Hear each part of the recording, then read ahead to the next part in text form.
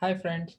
So welcome to my channel and today we are going to learn about caching, which is most important for the performance.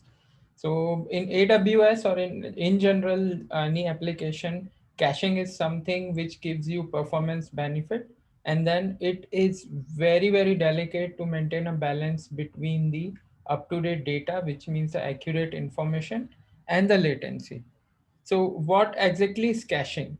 Caching provides the capability to reduce the load on application server or on database, and basically reuse the repetitive requests so that you can utilize the resources and your response time is faster.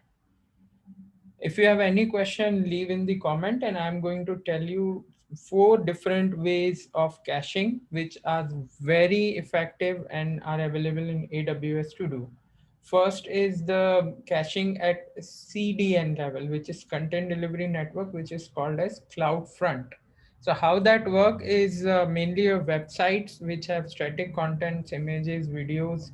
If you put it on a server and your server is in US and some Japanese customer is trying to load it, and then it became viral in Japan or in India.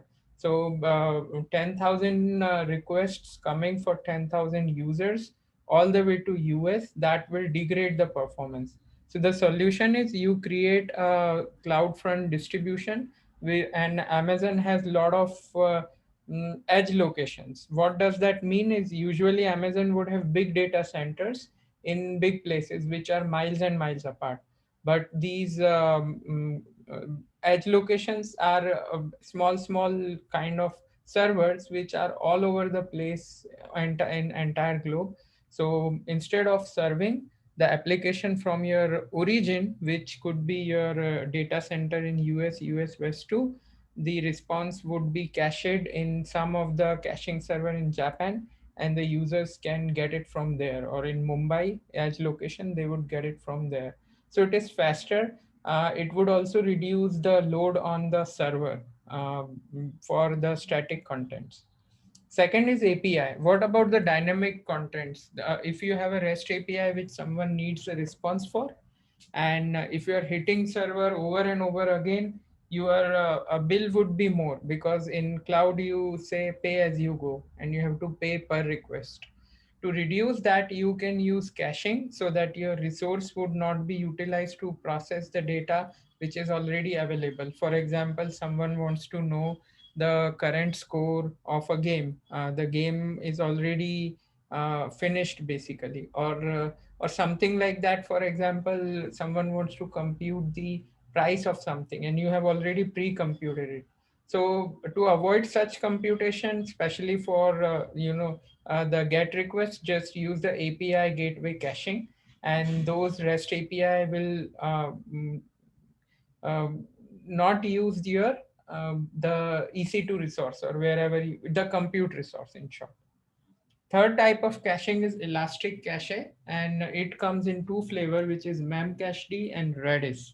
So this is on the backend side, because you do a lot of processing, then you hit database as well, and when you don't want that, you need database trip, because you have the query and you have the result ready.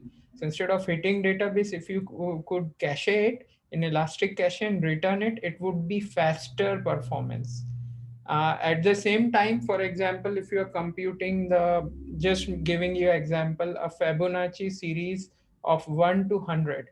Now if it is pre-computed and if it is cached, whenever the next request would come, it would be returned instantly instead of doing the computation. So it will save you the cost of resource, and then it will give a better response time to the user. So, what's the difference between Memcache and Redis? Redis is a little bit stronger, powerful, robust, and bit expensive than Memcache, because you can persist the data you cache in Redis. In Memcache, it is mainly key value pairs, and in Redis, it is not only key value pair, but it also support the advanced data types which can be stored. Both of them can be scaled in or scaled out horizontally, and both of them are very good performance. In Redis, you could also do the distributed caching, so that if you cache on one server, if you want same to be replicated in another servers in the or another nodes in the Redis cluster, that can be done. That's called as distributed caching. Now the fourth thing is database itself can cache the query. So for example, there are some requests where you need microsecond latency. So DynamoDB DAX is a very good solution for that. Millisecond, you can get millisecond response from DynamoDB because it is cached if you are getting the result from the hash, whatever the primary key or the key, primary key, right? But if you have DAX, then it makes it super fast. So these are the four ways by which you can improve the application performance in AWS by doing the cache at different layers. Fourth one we recently talked is at the database layer. Third one is whatever in the back end, if you have pre-processed data, you can cache it in Elastic Cache.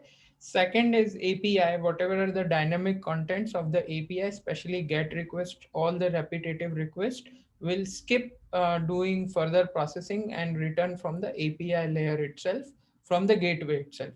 And first, which is Cloud Front, which is CDN, and CDN would supply all your videos, which will be closer to the user from which he or she is using.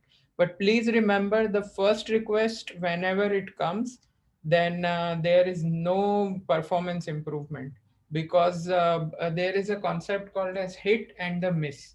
So first time when request come, it gets missed, so it doesn't provide any such benefit. Thanks for watching.